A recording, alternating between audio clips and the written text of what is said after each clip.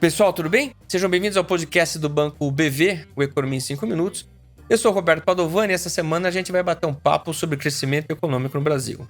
O IBGE acabou de divulgar o PIB do primeiro trimestre de 2024 e as histórias são muito boas.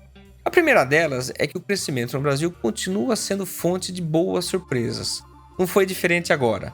Ao longo do trimestre, os indicadores foram sendo divulgados e todos nós, economistas, fomos revisando para melhor as estimativas de PIB de começo do ano.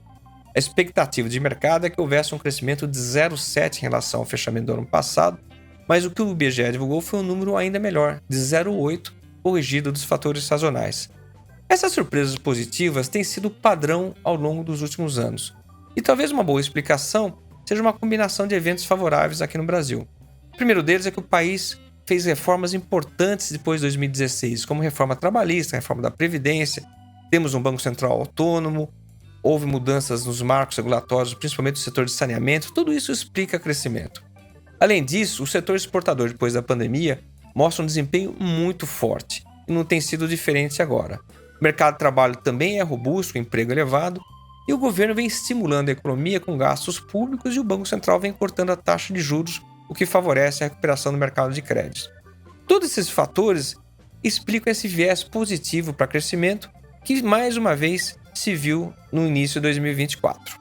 Uma segunda leitura em relação ao PIB do primeiro trimestre tem a ver com a qualidade do crescimento econômico.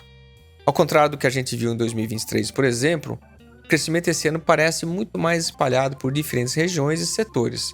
Em 2023, o PIB foi de 2,9%, mas uma boa parte dessa história tem a ver com o setor de commodities. As exportações de matérias-primas e a super safra da agricultura contribuíram por quase metade desse crescimento. A história que a gente está vendo nesse início de ano parece diferente e parece melhor. O consumo tem atuado de maneira mais importante e ele é resultado de emprego elevado, gastos públicos e Banco Central cortando taxa de juros. Tudo isso estimula o consumo local. E com o consumo indo bem aqui no Brasil, é natural que os empresários fiquem animados e voltem a investir. Foi o que a gente viu nos números do primeiro trimestre. Portanto, o crescimento nesse início de ano não tem a ver só com o setor de commodities, ele tem a ver com consumo e investimentos, o que é uma boa notícia.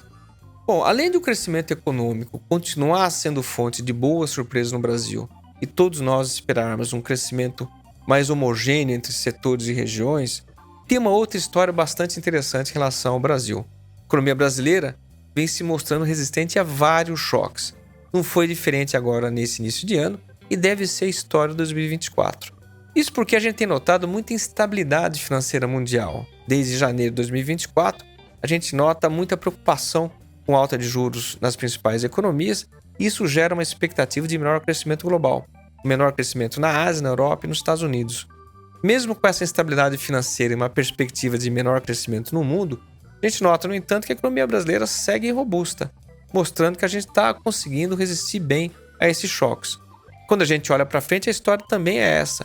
A economia gaúcha sofreu uma tragédia climática importante, e isso vai cobrar preço em termos de crescimento não só no Rio Grande do Sul, mas também no país. A expectativa é que a gente cresça 0,2, 0,3 a menos no ano por conta dessa tragédia no Rio Grande do Sul. Mas, ao mesmo tempo, o que a gente nota é que provavelmente a gente vai ter a capacidade de recuperar rapidamente desse impacto no segundo trimestre e manter um crescimento em 2024 próximo a 2%.